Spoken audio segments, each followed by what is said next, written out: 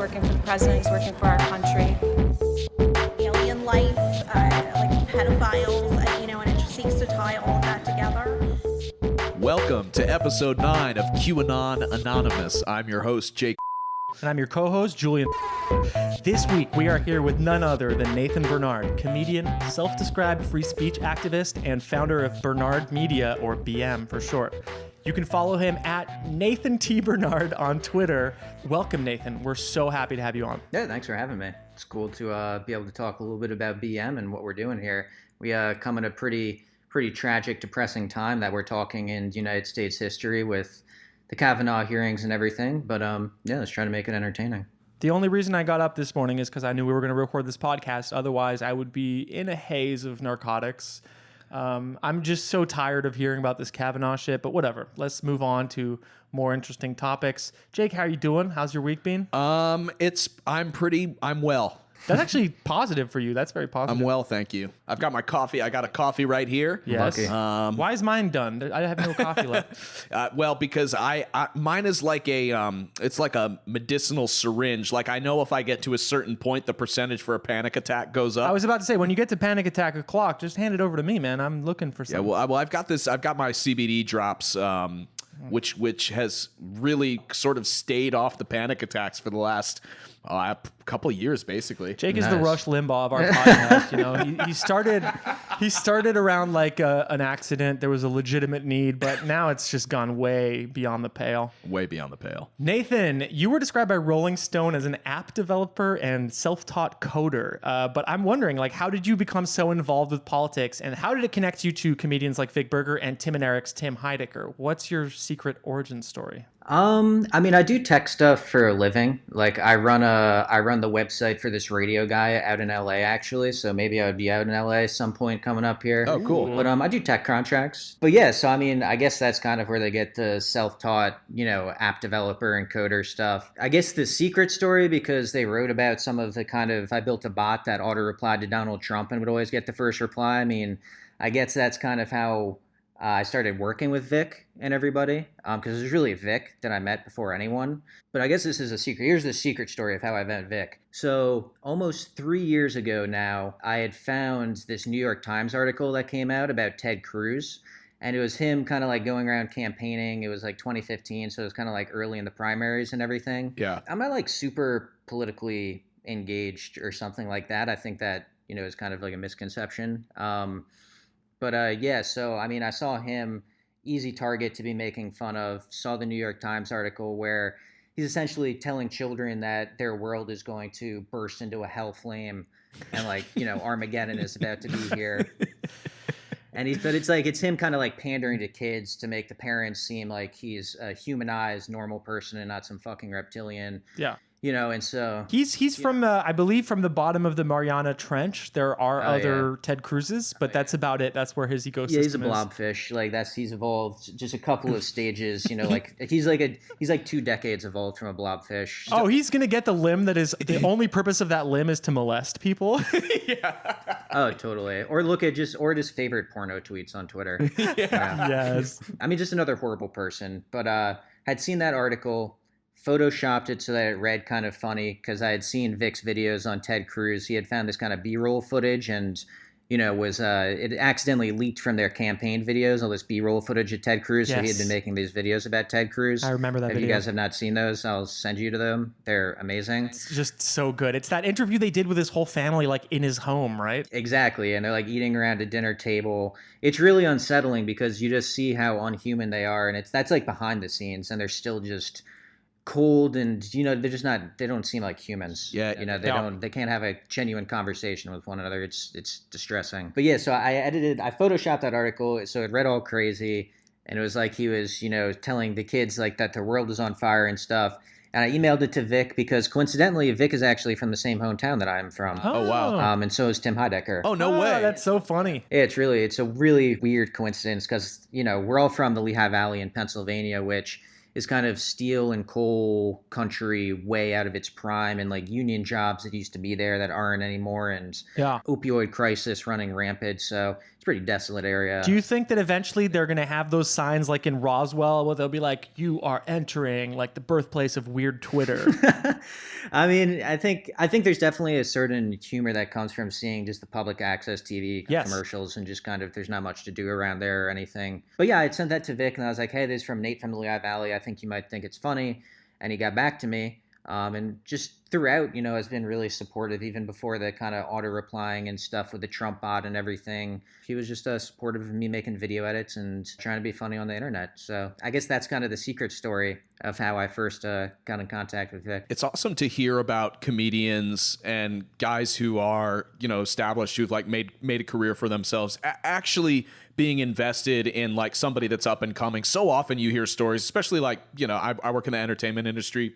And like so often the story is that like everybody's so afraid of the new guy coming in because they don't want you to replace them because the career in and of itself is so fickle. So when you hear about somebody that's like, oh no, dude, I genuinely like the content that you're creating and like, yeah, whatever you need, like whatever I can help with, like I think that speaks really, really well of somebody's character for sure. Thanks. It's as touching as the story of Ben Shapiro, taking Charlie Kirk aside and saying, hey man, I've been hating women and black people and Palestinians for decades. Now you come with your crooked little fucking teeth like a little rodent and you think you can make it? Well, guess what? I love you. It's funny because I've never even really referred to myself as a comedian or anything like that. I just make internet content and enjoy doing it. And, I've kind of fallen into this weird niche. And, I had a couple of friends that would think weird Twitter sense of humor and ultra weird irony and stuff was funny.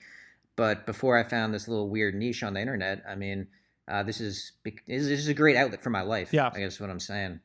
So it's been amazing. You started Bernard Media or BM using your own name front and center. Was that a conscious choice to put your personality at the center of the initiative? That kind of started. Do you guys know about like Cernovich leaks or Milk leaks, which were kind of the first projects that I had really, aside from, the bot auto reply stuff to Donald Trump and everything of putting Vic's videos out there and working with him and Todd Dracula, who's another really talented video editor. Mm-hmm. Before that, we had made the Milk Leaks and Cernovich Leaks sites, which, were kind of like archives of all these weird video edits that primarily Vic had made. Cernovich Leaks being for Cernovich, Milk Leaks being for Baked Alaska, just a wealth of cell phones and just them making complete and total fools of themselves. Some of the stuff, more serious than others, really, in the case of Cernovich, but Baked Alaska is like, pepper spraying himself and shit, and is a total fucking abomination. Yeah, your background on Twitter is somebody squeezing a cow's tit so that it sprays Baked Alaska in the face.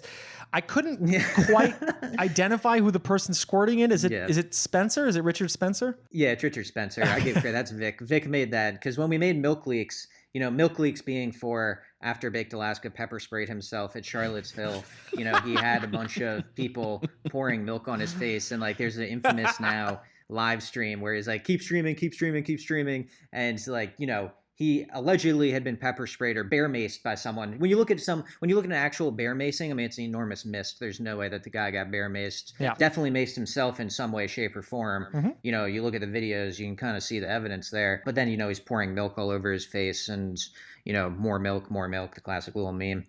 So Milk Leaks.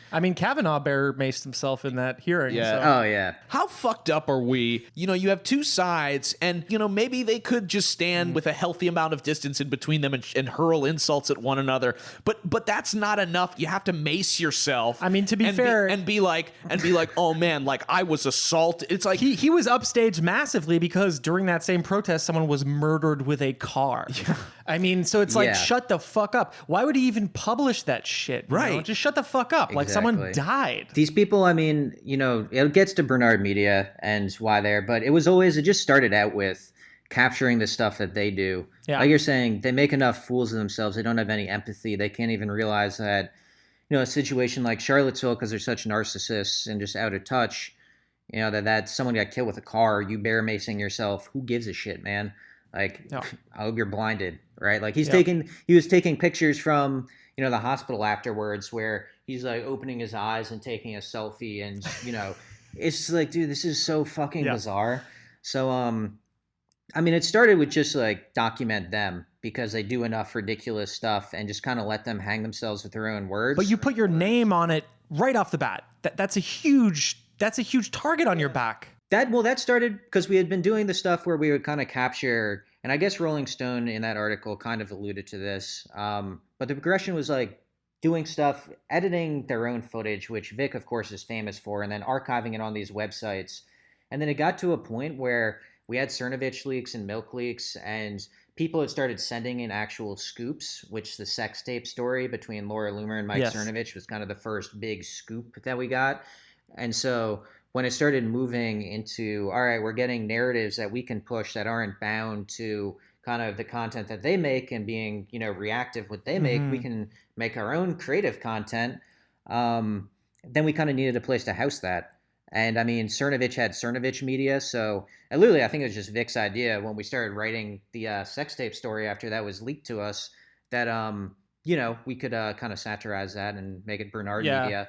And then it kind of just turned into something. Vic was like, hey, I've been doxxed, dude. Could you please at least give me a hand here? Get doxxed as well? Yeah, well, I mean, it kind of, all this stuff and even working with these people, because during the election, I had mostly been really fighting with like neo-Nazi type people. I made this podcast, Who is Neil? Which is really how I, Tim, started listening to that and then, retweeting it and stuff. And that was, Vic, of course, and Todd were really supportive of it.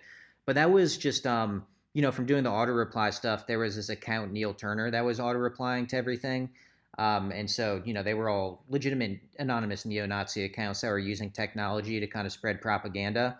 And so I made a podcast where I would just modulate my voice and I would play all these different Nazis that I was DMing with and getting in Twitter fights. And so I'd play a bunch of characters and, it was fucking dark and stuff too, but also funny. And I was an investigator, which is still carries over into all this nonsense of I'm an investigator, look like, you know what I mean? So it, it started with that stuff. Vic, like you said, got doxxed. I mean, Cernovich went on a huge smear campaign soon after the election ended, saying Vic was a pedophile ringleader on Twitter and everything. And so that's when it went from kind of the far, far right, real neo-Nazis to being like, well, Vic is kind of more in the realm of like working with the Cernoviches and Alex Jones, which, I mean, they're far right people. I don't know if they certainly hold a lot of views close to white supremacists, but there are hardcore ideological neo-Nazis out there. Yeah, they're not quite Stormfront itself. Exactly. They're not like the Daily Stormer. So that's, when Vic got into the huge feud with Cernovich, which was around, I believe, maybe like December 2016, January 2017. And, Cernovich smears him as a pedophile ringleader and everything. That's when, I started trying to really help Vic out and got into the mix with that stuff. And then, over that year, it progressed to like the leak sites. And then suddenly at that point, I was happy to put my name on it so that, of course, like Vic, gets blasted by these people all the time, man. Yeah. So it's like, spreading I'm the happy heat. to put my name on it, make a joke out of it. And, it even, they could say all sorts of crazy shit that they say about Vic when he puts things out. So I'm happy to take a little bit of the brunt of it. Takes the flack, man. That's noble. That's noble shit, dude. That's kind of the backstory. That's a little bit of the backstory too, I suppose. Cool. Of how we got to here we are. It's amazing to me that guys like Cernovich will just like randomly like call somebody a pedophile or not even just call them a pedophile, but say that they are running a pedophile ring. I mean, it's Elon Musk just did it to one of the divers. To be fair, Vic Berger keeps making people take photos with their faces not inside the, like, let's say it's like, hey, this is a moose, you can put your face in and be photographed as a moose. He keeps encouraging people to stand next to those and getting their photos taken with holes in the fucking moose face. So if that's not a fucking pedophile, I'm just saying, I'm just really angry right now. Here's my point. I'm confused. It hurts the movement. I'm a little horny. It hurts their movement because anytime they make a crazy accusation like this dude is running a pedophile ring in Hollywood, okay? You will find out that is categorically not true. So to me, I always wonder, why do these guys make the like I think maybe they think that they're taking a page out of like the liberal playbook, but the thing is usually when liberals accuse some terrible person of some horrible shit, there's evidence behind it. So to me, like when you call somebody, it's like the boy who cried pedophile. It's the boy who cried pedophile. You know, you call you call pedophile enough, and people aren't going to care. Cernovich. And so when you do it finally, so when Cernovich finally exposes the real pedophiles, nobody's going to care. To me, it's hurting their movement. I don't get it. Their movement. But I mean, to be honest, he's not really looking for pedophiles. He's just trying to smear anybody who gets in the way of him selling brain pills. He's just pedophile has replaced the word, dum dum. That's what we used to say in the 80s. I mean, it's one of those things where with the pedophile stuff, I mean, one, they think it's funny to a certain extent, right? This is a sort of weird humor of you're owning the libs, and there's like, even if you can say, like you were saying the quote earlier before we were on air about, don't protest too much, right? Well, when Vic got into that, argument with Cernovich and he's saying you're a pedophile ringleader, or it was really that Vic, he was very careful about the wording, and this is part of the problem, is that these people are cognizant of what they're doing and what they're saying, and are picking their words carefully because they look up to propagandists like a Steve Bannon or someone even like an Andrew Breitbart, that you pick your words because words have meaning and words have impact. And so in this case, he was very clear to say, okay, Vic is a pedophile ringleader. He's palling around with a lot of pedophiles. He himself may not be a pedophile, but why is he palling around with all these pedophiles? Because they operate in a realm of plausible deniability, so that if someone were to say, I'm going to sue you for libel because you called me a pedophile, he's like, well, I never called you a pedophile. I just said that you pal around with pedophiles. Yeah. So I just said that your favorite book is Nabokov's Lolita and your favorite movie is Leon the Professional. Okay? Exactly. I mean, truly, exactly. So he was like, when Vic comes out and he says, then he argues back and says, well, of course I'm not a fucking pedophile. What are you talking about?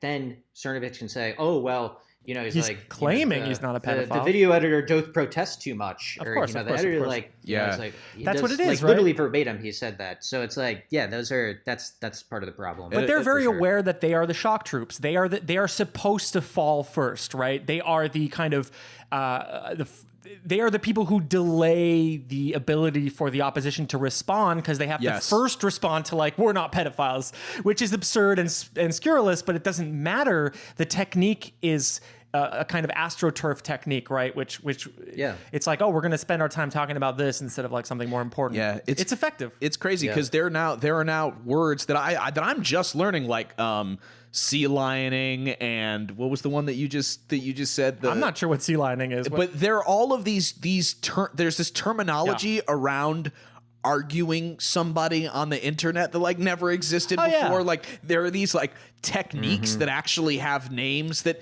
don't get you anywhere, but it's like a way to muddy the waters of a conversation. It's so weird. It's and we'll touch on that a little bit later. We're going to talk about Vladislav Surkov and where some of this muddying of the water comes from intellectually. But first, I want to say, it's pretty impressive that Bernard Media started a bit as a joke and then ended up getting some of these real scoops. You ended up becoming almost by chance an investigative journalist. And what are the scoops that you're most proud of, and why? Well, I mean, I guess I would have to say the sex tape scoop is one that, I guess was the first Bernard Media scoop. And that, just to be clear, that came from the origin story of that was I was out for drinks with a couple of, legitimate journalists. I don't consider myself a journalist by any way, shape, or form, but, they brought this up earlier in the night. And, they're talking about, at this point, it was like milk leaks and kind of Cernovich leaks. It was like towards the tail end of that. It was after, Jack Posobiec in January had just been caught cheating on Bumble, which, is a huge kind of meme and joke. Like I said, that just kind of leaked down. But that was a legitimate leak that came from, people that couldn't write about it in, more mainstream, serious outlets. And that was, kind of the first place where we could see BM taking scoops that weren't, kind of looking at found footage or looking at old tweets and, being like, look at this ridiculous thing. This is something that people hadn't heard before. Yeah. The other funny thing I was going to say really quick is the fact that Pacific got caught on Bumble is such a funny thing, because Bumble is actually the most cucked dating app, because you have to wait for the girl to message you. So it totally goes against all of their like alpha male like bullshit. Like Yeah. he did you're not even man enough to like send the first message. Like, dog, you're on Bumble. Like you're Hells yeah. waiting. Yeah, So- then he got subsequently banned from Bumble. But that also was funny because I had a tweet that went viral about the Bumble Jack thing, which was literally a week and a half before I found out about the Cernovich sex tape. So I also had kind of concerns around that, because that was the first like Bernard Media stuff of, oh God, am I going to get kind of pigeonholed, or are people going to think I'm some fucking TMZ sort of reporter? That's a scoop that, certainly proud of, and did a lot of stories around and caused a ton of drama. Obviously, it's, still causes some drama and bullshit with Loomer and Cernovich and everyone. And, I've had conversations with them and text messages and emails that are just totally fucking insane. The thing is, with these people, I've interacted with all these people privately. They interact with journalists that then, I talk to messages about, right? So like I have intermediaries that we talk through. It's fucking bizarre, man. Like I could have, if I were to tell you 3 years ago or whatever, when I started making just kind of content around here, that I'd be texting with Mike Cernovich. I don't even know who the fuck Mike Cernovich was back then. Yeah. We're like, it's fascinating. It's bizarre stuff. And they've put out, huge smear campaigns against me after this stuff, saying that I'm a sexual harasser, that Will Sommer, if you know him, because he shared the tweet and everything when I first put out the first sex tape story. Literally just did a tweet. And then when I first got in touch with Cernovich, his lawyer answered me back through email. Have you guys heard about this? No. Please go on. No, tell us. Okay. So I find out about this story, right? From a legit journalist. I go and get it. I tell Vic almost immediately that night. I'm like, holy shit, this is hilarious, basically, was my first inclination. Then I was like, oh, it's a little bit sordid. It is a sex tape after all. I was like, fuck it, I'm still going to put it out because it's too funny. Yeah. And so I went, and to do the background research, to be, an investigator, you should go and talk to your sources. So I emailed Cernovich, and he was the first one that I talked to. Before we put out the story or anything, I emailed Cernovich because I want to comment on that. I found that you have a sex tape with a mistress. It's within the last 18 months. What do you have to say about this? And I get a reply from his lawyer, Mark Randazza, who's this total piece of shit free speech lawyer that represents Andrew Anglin and Cernovich and neo-Nazis that want to be able to, Alex Jones, for instance, in the Sandy Hook defamation case. I mean, he just takes these people, he's like, you should be able to say whatever you want. So, I'm going to defend your First Amendment rights. Right.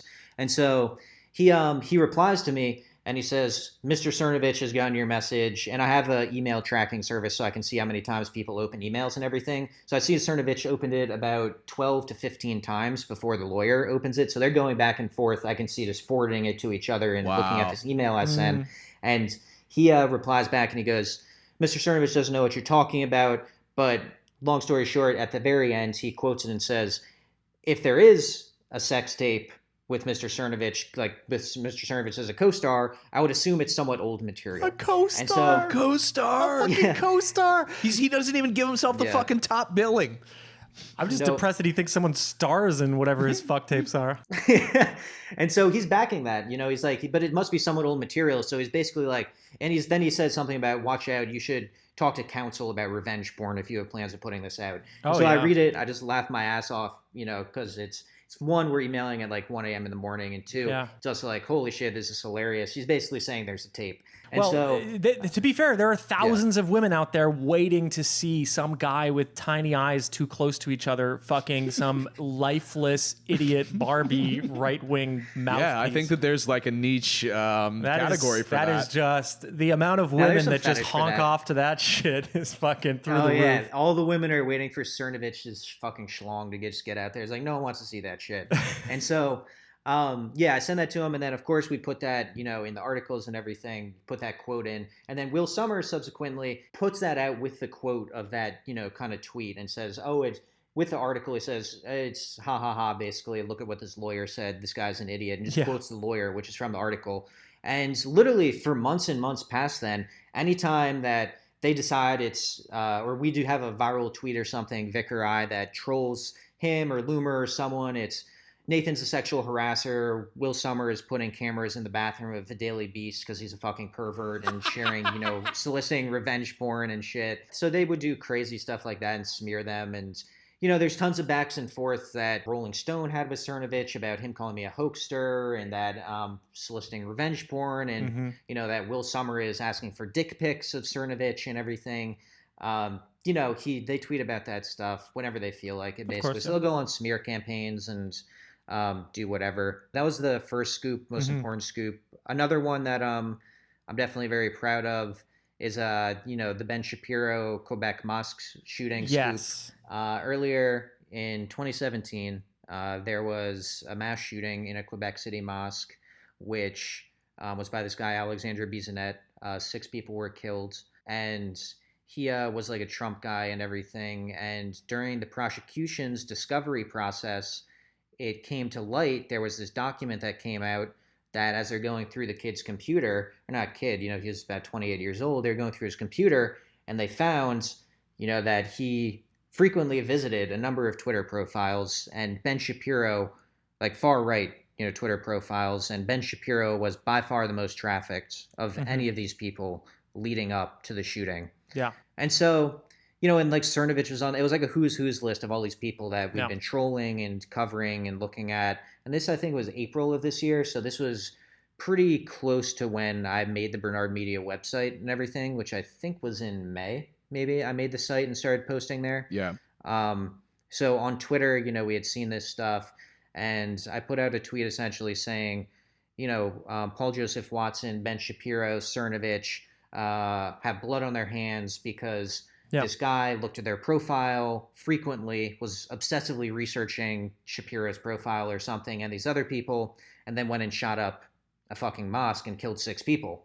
I was like, holy shit. Yeah, I mean, Shapiro has literally posted about how Palestinians like to live in open sewage. The guy is known for his dehumanization of populations that are already in a kind of vulnerable situation. He's pretty much a monster. He's a pig. I mean, it's just like he says things like there's 680 million radical Muslims in the world and that they're going to kill anyone that doesn't think like President Obama and that they're at your doorstep. There's 500,000 of them, in fact, in North America alone that are basically ready to behead you at the first chance. And so we see that this kid had trafficked Shapiro's profile. I put out that tweet. Ben then quote tweets me and tells me to go fuck myself. No way. The king of logic strikes back. Yeah, I mean, he kind of lost his cool, right? He was like, if you think I had anything to do with the shooting, go fuck yourself. And I was like, whoa, a little spicy. I mean, if your ideas are that we're under attack from Muslims and then the guy goes and shoots up a mosque, again, another opportunity to maybe have an opportunity to be like, hey man, no, this was a fucking tragedy. I'm going to pull back my language. I'm going to change the way that I interact with society. But seriously, exactly. There's no fucking taking of responsibility. Do these guys not have angry moms or angry dads? Because I know. I won't dox myself. I'm in my mid-30s, and I still, before I do everything, I go, oof, would my parents yell at me for that? That's crazy, dude. Do you feel weird? Yeah. Do you feel yes, weird? Every day. Hold on, no. I'm oh, do I feel weird? We collectively, I think anybody that's interested in this type of stuff, but is also interested in the hilarity and absurdity of it, coming from it from that angle, and you watch all these guys and you see their shit. Is it weird getting close to them, interacting with them and emailing with their lawyers, and you're one step away from this weird thing? What does that feel like? Was it weird when you had to French kiss Ben Shapiro for your story? Oh, I would love to kiss Ben do you Shapiro feel like you're? I would actually 100% make out with Ben Shapiro. Do you feel?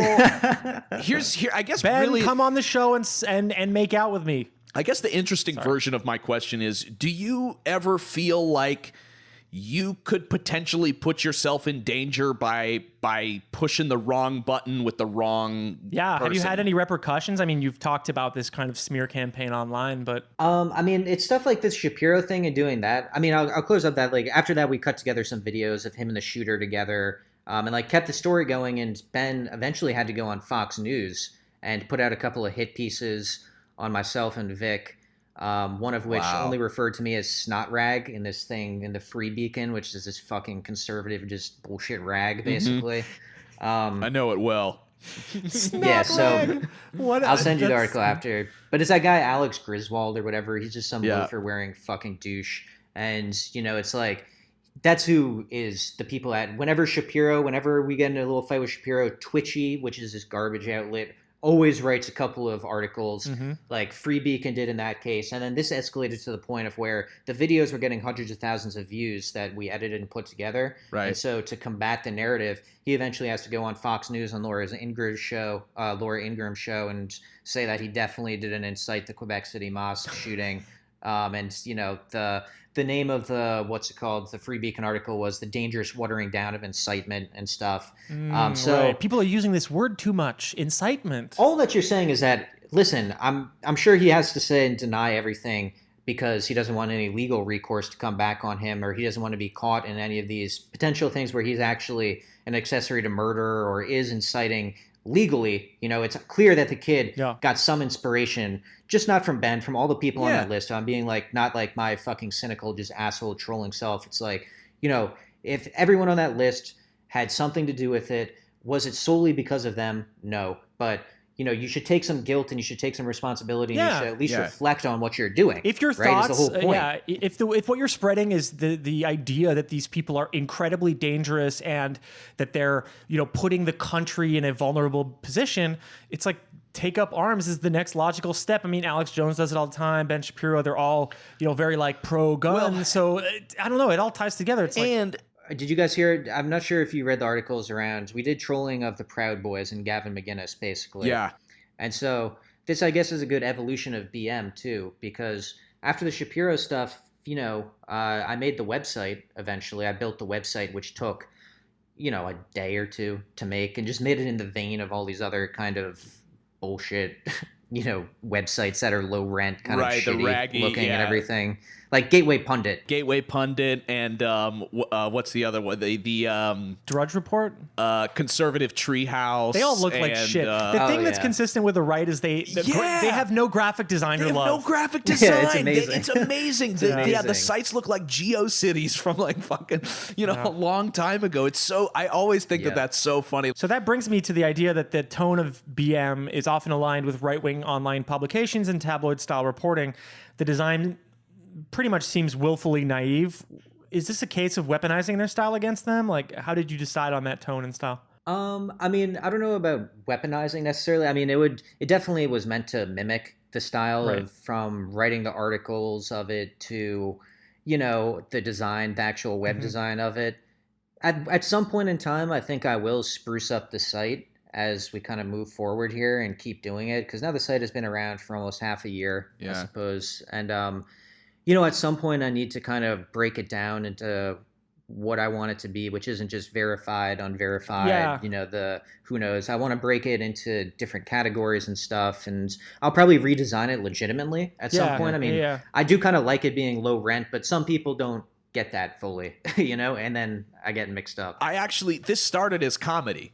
You know, exactly. I mean, it started as comedy. That's the root. Obviously, it has grown into this other thing, which is just like you said. You didn't kind of expect that to happen, but I don't know. I think that maybe there is some value in keeping some of the schlockiness of it, because that is where this started, and it's true to the roots of the site, and it also you know, it's like you said, it's one of those things where it's like, you're playing in this like more fun gray area. Like, obviously people know where you stand on your values. They know that you're not like I can tell talking to you just for 30 minutes that you're not a piece of shit. Like, I don't know. Maybe there's strong words from our co-host here. Yeah. And I know pieces of shit. Let me tell you, I'm sitting next to one.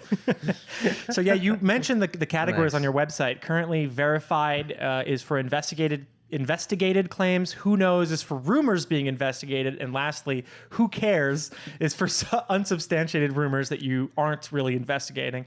But like you said, it seems like you're heading towards the verified section. It seems like you're more interested in the real scoops, just because in the last few months, that's where the heavy posting has occurred. Is that a sign of where Bernard Media is heading? Yeah, I mean, I just have been tossing everything in there because I was kind of just like, fuck it, like everything's verified, like Yeah. if it's I'm the one writing the article, so it's verified if I say it's verified, essentially. Mm-hmm. Yeah. But it also was to go back also to kind of the things that leaked into the real world. This also ties into when I made those sections, and there's I suppose a cool backstory to why those sections came about as well, that involves Tim and stuff, so that would be of interest. Yeah.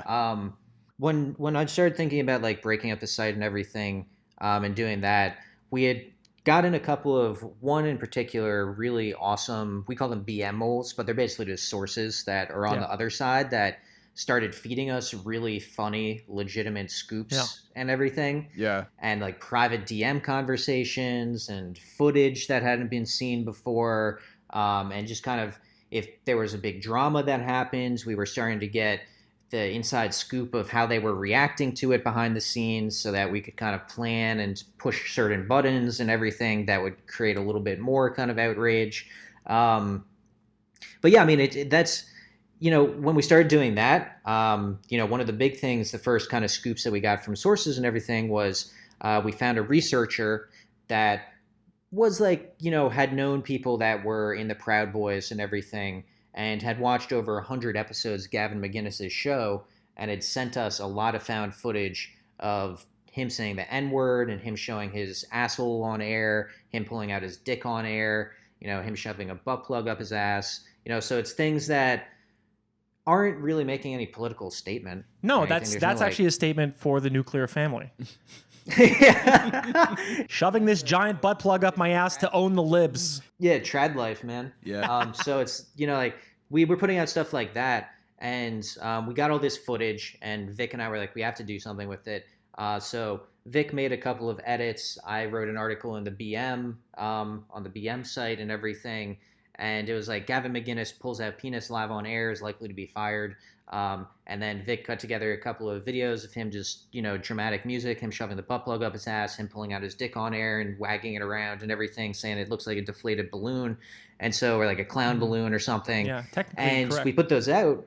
Yeah, well, when we thought, it's like, this is just like jokes and stuff. This isn't, we're just, you guys said this, we're just making you look like assholes. So it's back to just the age-old stuff that we have been doing.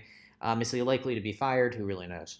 And so, he certainly should be, right? And he definitely pulled his penis out on air. That's the tabloid style that you've perfected on BM, is always the extra thing of like, looks like he won't be renewed, Yeah, it's like something might happen, man. Yeah, bad stuff's probably going to happen to this person. Yeah, he's likely to be fired, sources say. And so then, like, we put out that, and I guess it was a week after that, Vic got an email sent to him from someone that was in these kind of Proud Boy message groups and everything, and they said, hey, listen, they're really not happy with these videos that you guys have put out and everything. They've actually made a call in these private groups. Here's the call to action, which is dox these people, dox their families. Show up to their house, don't right? do anything.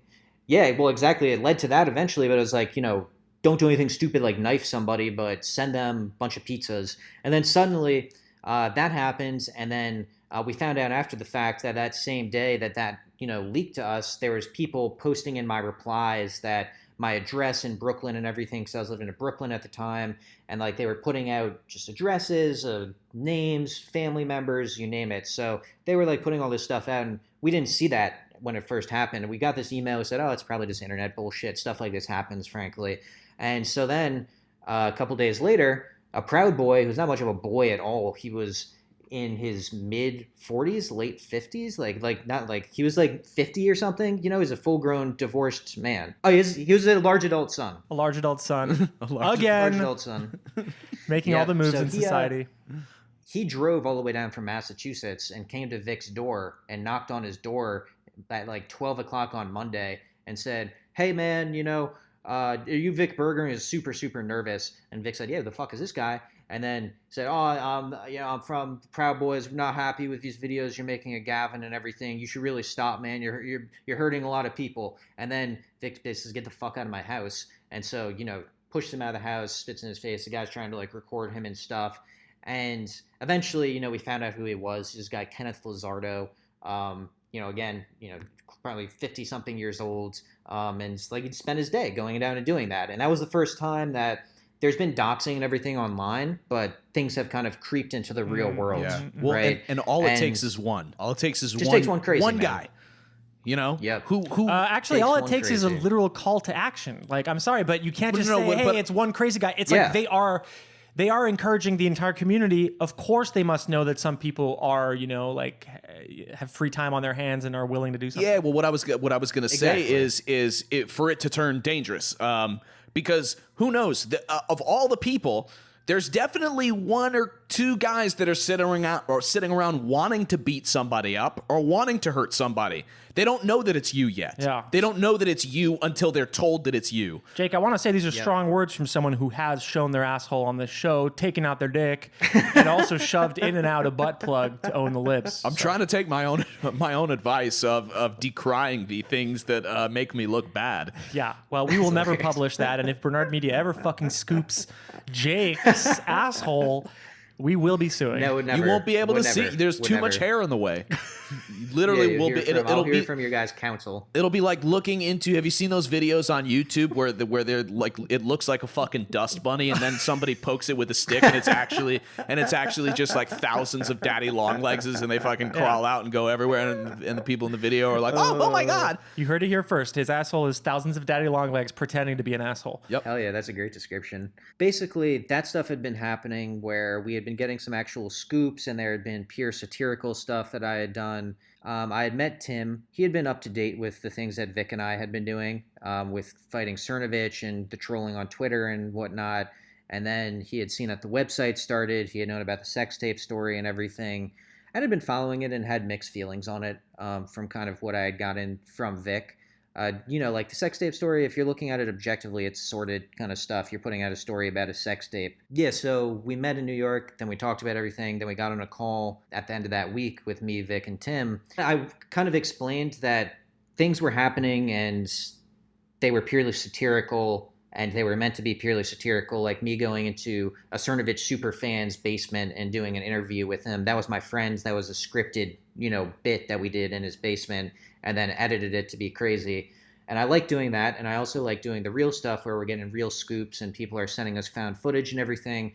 And I never wanted it to be too jokey and stuff that we couldn't be taken seriously. But I was talking to Tim, and it's like, what should we do, basically? Because we want to be able to do both. And that kind of, it's not like an onion where everything is satire and you can just take it that it's satire. But it's also not, we're not doing 100% just hard-hitting real scoops. It's entirely unique on the left, what you're doing. It feels, it's a tough spot, and we can get into a little bit of that. Like, it's tough because, then Tim came up with the idea of the different sections on the spot, and was like, you should have some sort of categorization to it if you want to keep doing both. And he says, well, I think you should be focused on like doing the real stuff and like the stuff that you can still dunk on people and write funny stories and write it in a funny way, in a funny format, but it should be bound in reality, and you can get serious scoops that can have real impact. And, we have people now that are moles, because he was really intrigued by the moles that we were getting that were sending us scoops and everything. And thinks this stuff is funny, obviously. So, yeah, that's kind of like where we landed with it and everything. So that's the story of, why I'm certainly influenced by Tim, and Vic, is a daily collaborator, and I'm highly influenced by him. He's an inspiration.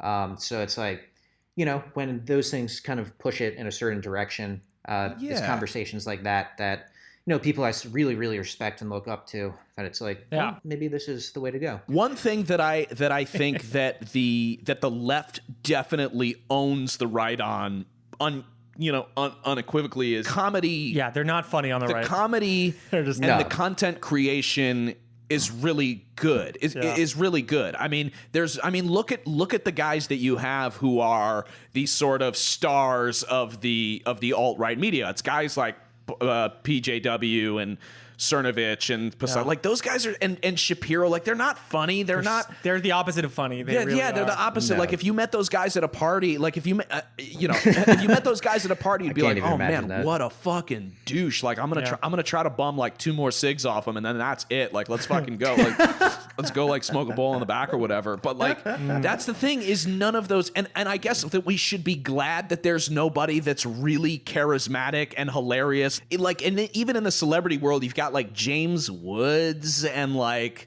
No, Jesus. You know what I mean? Like It's really dismal. In terms of comedy, they're not in funny. terms of comedy, like They don't have a sense of is humor.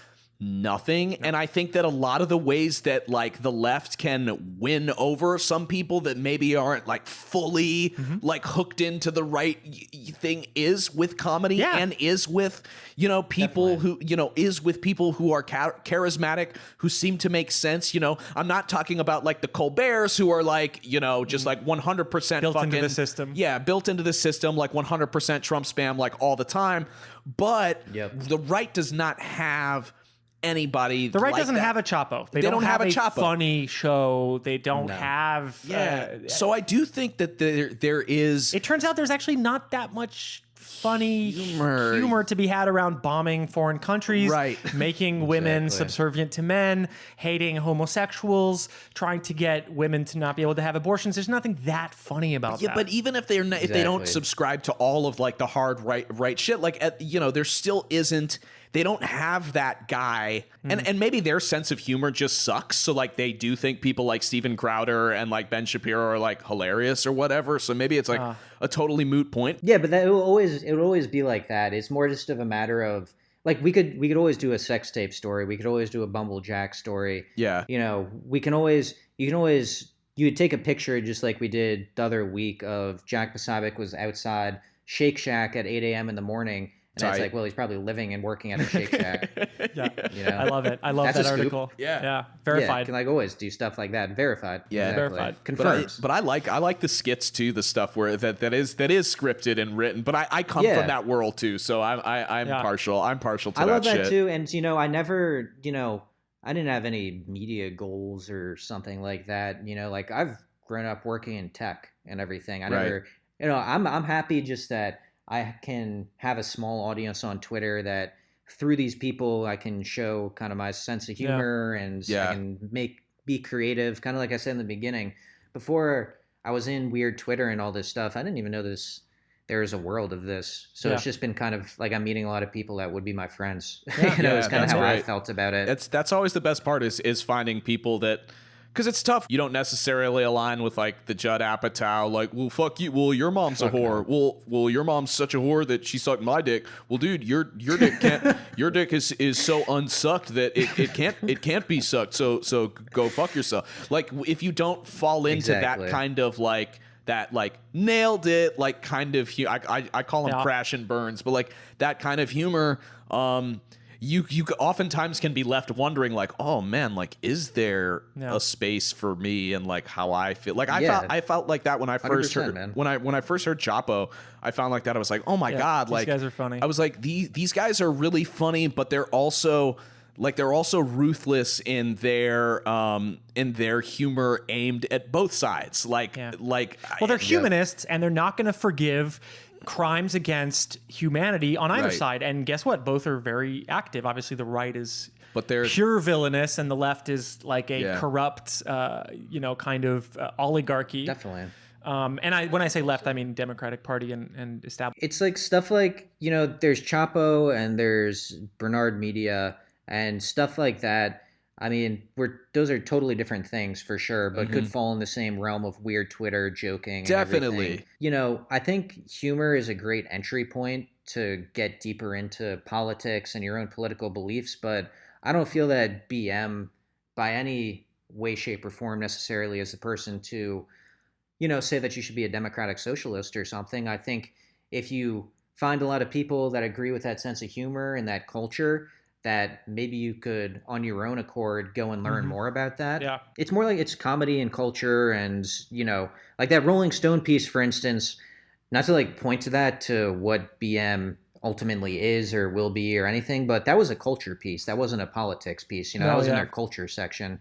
So it's like, all those things. And, BM has been covered and profiled in like Huffington Post also, which was for politics stuff, and Daily Beast too, which was for politics stuff. I think you confuse people a little bit. Yeah. And that's part of the, I think that's part of the issue potentially is that, I don't want to be seen as someone that is a super ultra politically oriented person because frankly, I'm not. I'm not that person. I'm a person that will make a joke about a Ben Shapiro or someone, or see something that just pisses me off, frankly, about, online about Ben Shapiro, like the mosque, and just be like, dude, you're such a piece of shit. And then we'll go on a, Twitter rant and make content around it out of either frustration or wanting to, hopefully be entertaining. Yeah, a sense of injustice, a sense of that this is not a good path for us. Well, yeah, it's like when something like affects you a certain way and you want to go and like write in your journal about it, like that's your fucking journal. You go on and you're like, nah, this is how I feel about that shit.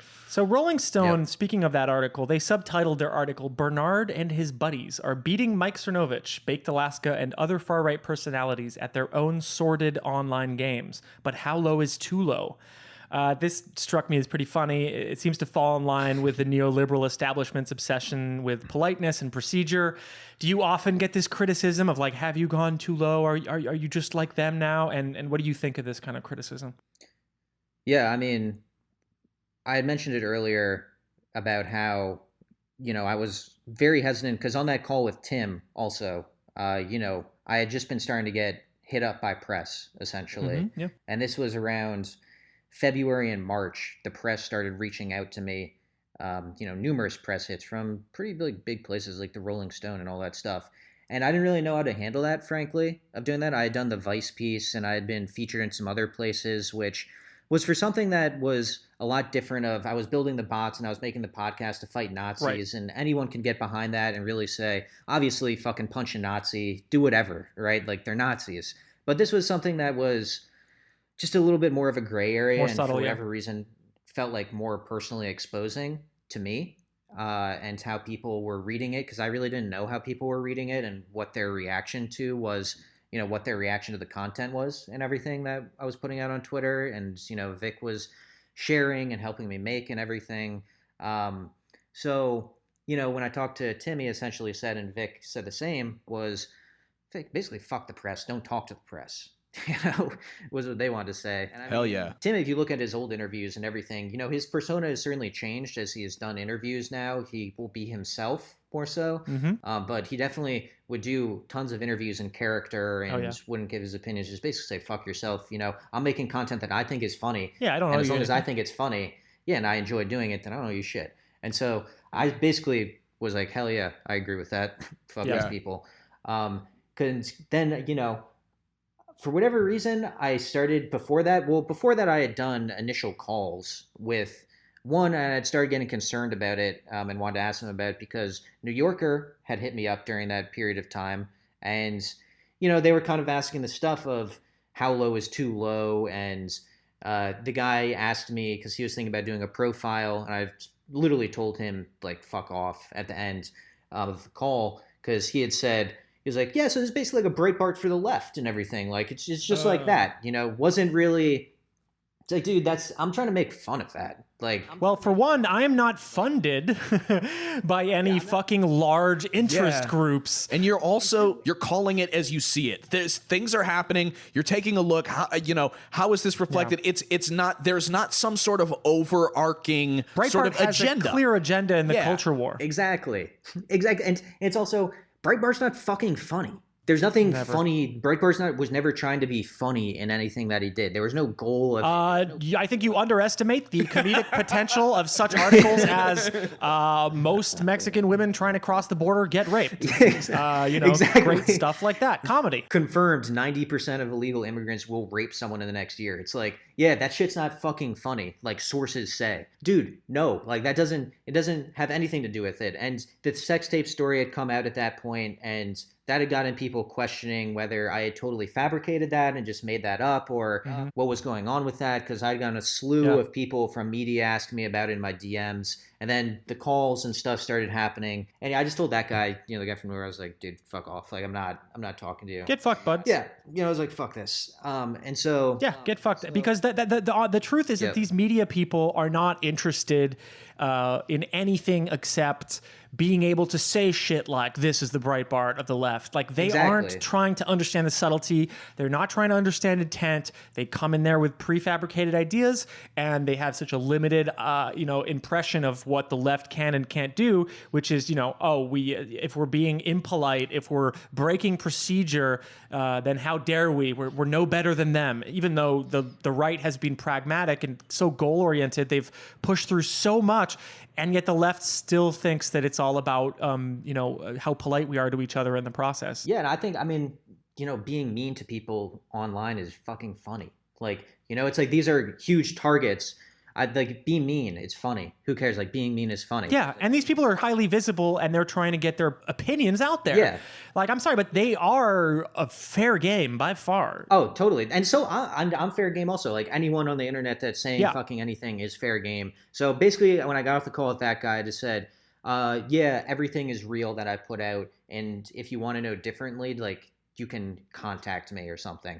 And I was like, fuck you. Yeah. And then, at that point, the Rolling Stone guy was wanting to do calls. He was insistent on doing calls. And Huffington Post, this guy that I was cool with and still am cool with, Luke O'Brien, wanted to do a piece on what Vic and I were doing. And then like CNN had hit me up to do some stuff. It was like all these people that started getting in contact. I was like, oh, I don't want to wade down this mire because I just don't give a shit. Like, you know what I mean? No, because what they're trying to do is somehow give some backup to what Trump was saying after Charlottesville, which is like, well, there's the extreme right, but there's also the extreme left. Look at this man, Bernard. It is not in their it is everything in their interest to play both sides and to escalate, because that gets clicks, because they know that like hardcore libs are checking into CNN because that's the truth, and because CNN is under fire from Trump, it must be, they must be over the target. And conversely, the people who hate CNN are checking in because they go, I want to see what the fabricated, I want to see what the narrative is, it's like, and CNN knows that, and they're playing to both fucking sides. So to keep things moving, a lot of the QAnon community has migrated to a Twitter clone called Gab. It seems like you beefed with them on Twitter recently. What happened there? Oh, the other day. Yeah. I mean, I've gotten, like, I come from the tech world and everything. So I also, and I have that's a whole different conversation of just kind of my views or my thoughts on tech and Silicon Valley and all that nonsense. But, the guy, Andrew Torba, I know kind of what his deal is from that. And then also, he's obviously spends a lot of time on Twitter instead of his own website, Gab, just because Gab is essentially unusable. But the other day, in a series of just progressively bad choices that will certainly bottom out their website sometime soon, they probably spent thousands of dollars from these people that are, crowdfunding their website, took that money, went and spent it on a airplane ad, which is just so fucking old school, and no one can see it from the ground. They had it saying join Gab or something. It was flying around the Twitter HQ. And I don't know. I can't remember what I said. It was just said something dumb. They had to take like some immensely blurry photo of it and then post it next to a picture of the sky in which a tiny ant-like shape is seen in the white. And they were like, man, we really made waves today. And then I think you made some comment and then they bitchily quote tweeted you. He retweeted me. He quote tweeted me. What did I say? I just said, well, I saw the tweet come out within a minute because I had been looking at them that day, their feed, because they had been kind of alluding that they were doing some media thing like this. Yeah. And, then there was also a live stream where they're trying to get a shot of it and they just can't even see it from the ground. And the guy keeps missing it. It's just horribly embarrassing. Weird. And then he ends up macing himself. Yeah, he maces himself. But yeah, so it's like, I had seen that. Then I just said, they probably spent thousands of dollars on this, laughing my ass off. And then they just quote tweeted saying something along the lines of, got you to mention it.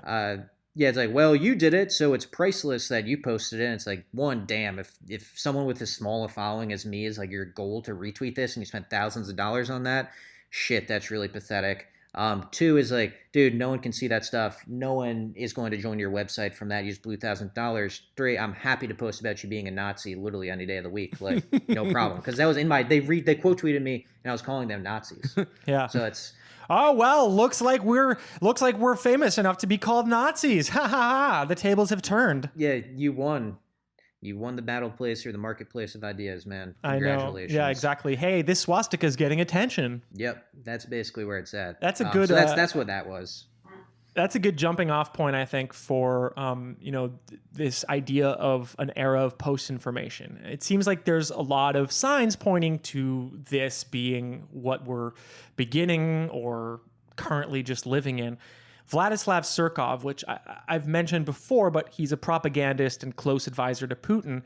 He's credited with using a combination of information overload, contradictory leaks, and then giving support to often opposing political interests. He does all of this to instill confusion and chaos in the average citizen's mind. This then causes them to disconnect from the process and resign themselves to whatever the state wills. So that it's been very helpful in Russia. Surkov actually has a background in absurdist theater, which cracks me up, and he writes fiction.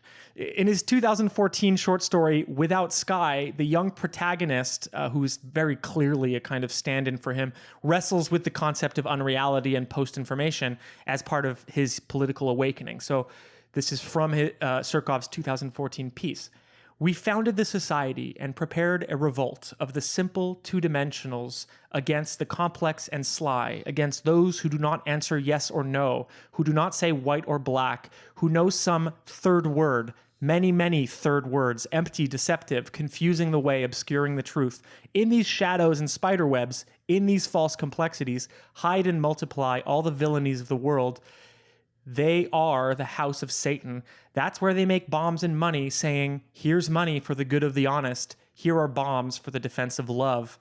So this to me is like, it reads a bit like a confession in some way, but I mean, do you think this is the kind of landscape that we're living in? And what, if anything, can we do about it? I mean, you certainly have waded into using this technique against the right. Yeah, it's interesting. I mean, I think I've heard of this guy. Have you guys ever? Do you like Adam Curtis at all? Oh yeah. Or have you seen hypernormalization? Yes, he definitely talks about Surkov. Is this the guy? Yeah, I think they mentioned him in that as well. Just because that's kind of the idea of hypernormalization, right? Is that in Russia too, the economy was tanking. You couldn't buy a loaf of bread for your family, right? But the propaganda is booming out across the entire nation that things are going great. Look at this fucking autocrat just walking down the street, fascist, like, yeah, hell yeah, everything is fantastic. But that's the thing with him is he's then also sponsoring like the small like feminist party. He's sponsoring the far right party. He's putting out stories that he's villainous. He's putting out stories that he's a good person. He overloads like this, and he plays all sides. And at the end of the day, it's literally impossible to combat it because it's no longer about the information. It's about this landscape of uncertainty and the fact that the average person's like, this is too much for me. I don't care. Like, I have shit to deal with. I have my day to deal with, my job, my family, whatever. Yeah, it's really interesting. I mean, they do the same. I remember in hypernormalization, too, they were talking about how they do that with war as well, where they're just moving troops in, moving troops out. There's no real – they're getting into wars that don't really seem to make any sense. Yeah, they're they never backing start. different people. They never start, or they're backing different allies across the board, and everyone's trying to figure out what's the play, what's the plan. It's just create chaos. And I think a lot of these people – are talented, obviously, whether it's Cernovich or Shapiro or Richard Spencer or anyone that is pushing propaganda across social media or any of these kind of new media platforms. It is to push out chaos and just create chaos and profit off of it. I mean, the easiest thing to point towards, I feel like, is when they say that on 4th of July there's going to be a civil war, Armageddon is coming, and they sell the food kits. Yeah. Right. That's a way to profit off. It's of chaos. grifting. Yeah, it's classic grifting. Are we going to get out? I mean, I think we're just kind of there, right? In the United States, I think it's just there right now. Has Russia really gotten out of that? I think there's a certain no, I wouldn't say so. And I mean, if we get a new president or something like that, I mean, I don't know if that's really the issue. I think that these media organizations are so vast and massive, and even if it fragments off into some of these new media personalities, they're just going to be there's just smaller echo chambers than there already are. The internet is full of echo chambers. We're in an echo chamber from being in weird Twitter and leftist DSA Twitter and media Twitter. You'd be in NBA Twitter and you're in, your own little echo chamber. So, I mean, those things are just...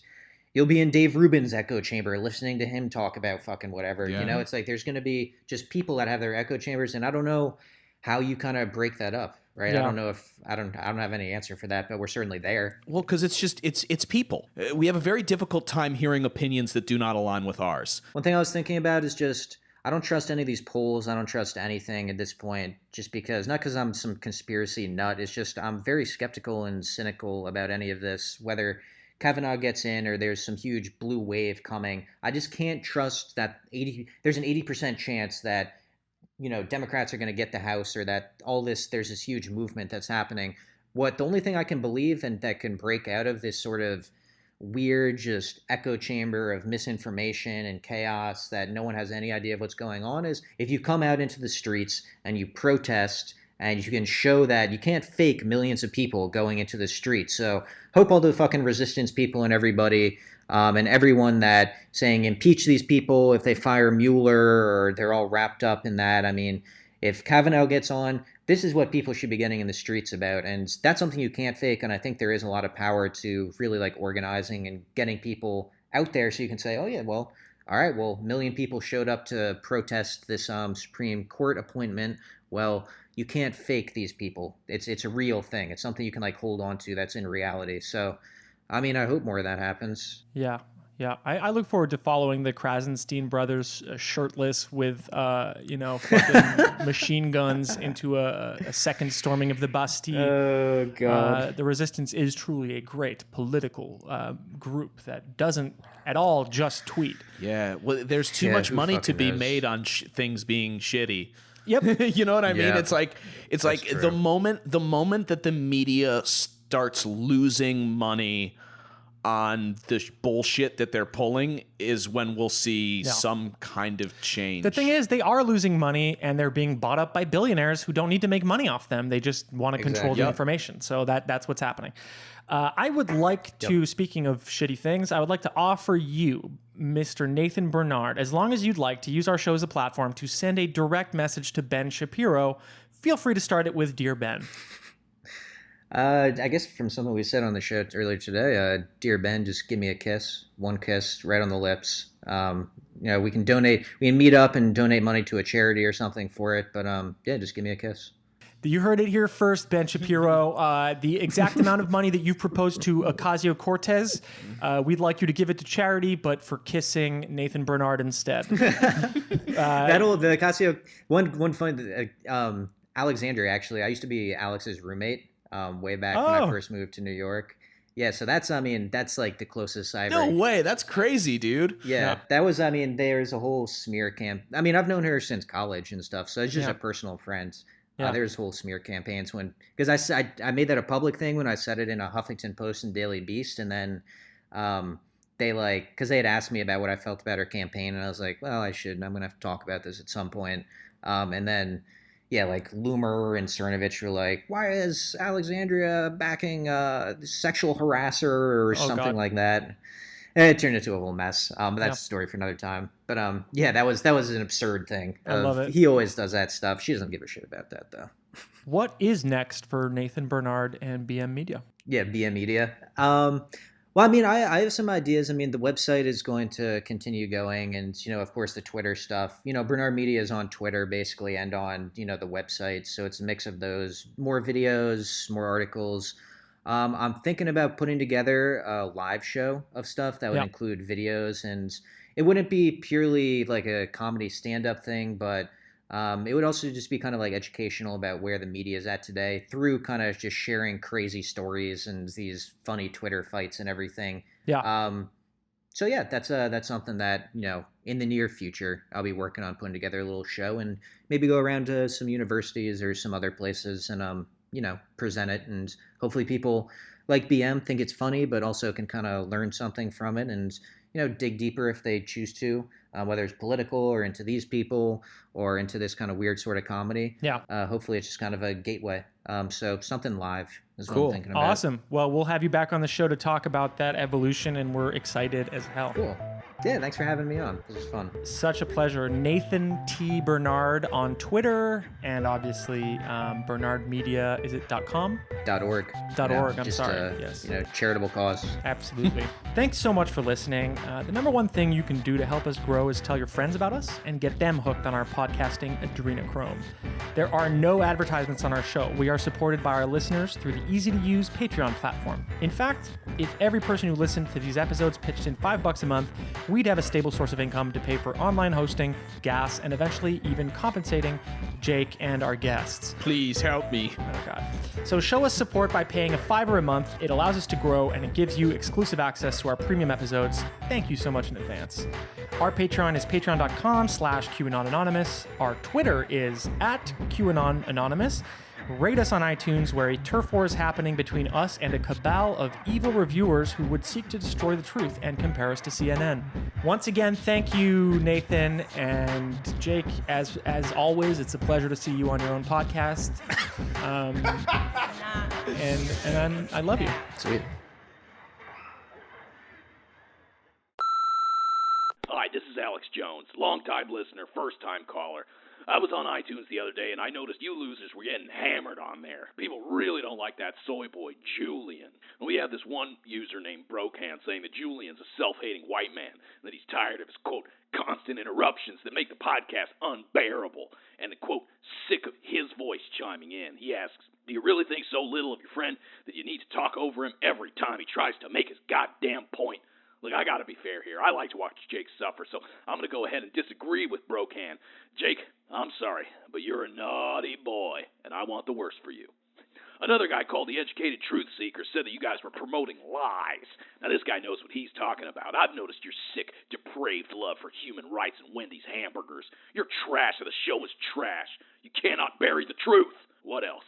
Oh, Dropkick Hiltner called your podcast, quote, not worth listening to. He thinks your mainstream media shills. Now, in this case, I think this fella has a point. I mean, this guy is very active on Reddit. Thousands of karma points. You know what I mean? In fact, here's his response to a research thread entitled, quote, Men of Reddit, what's the worst pussy you've ever had? Dropkick Hiltner answers, I met this Asian girl, and I've always had a thing for them. Like, I can't even talk to and or approach them.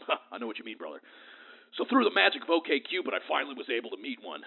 She was unbelievably cute, super hot body, great lips. Man, I like a good set of lips too, brother. So anyways, things start to get hot. Well, I'm back to the post now. Things start to get hot and heavy. The pants come off and the odor of dead fish fills her bedroom. Fellas, I ain't lying to you. I almost threw up during the sex. So the next morning, I hit it again just to make sure it was as foul as I thought it was. The plus side, I was able to last way longer since it was my one and sadly only Asian girl. I hear you, brother. I've only been with one Asian girl, too. Anyways, Jake and Julian, maybe you two little turds could take a lesson in honesty from this brave pussy hitter. Shape up.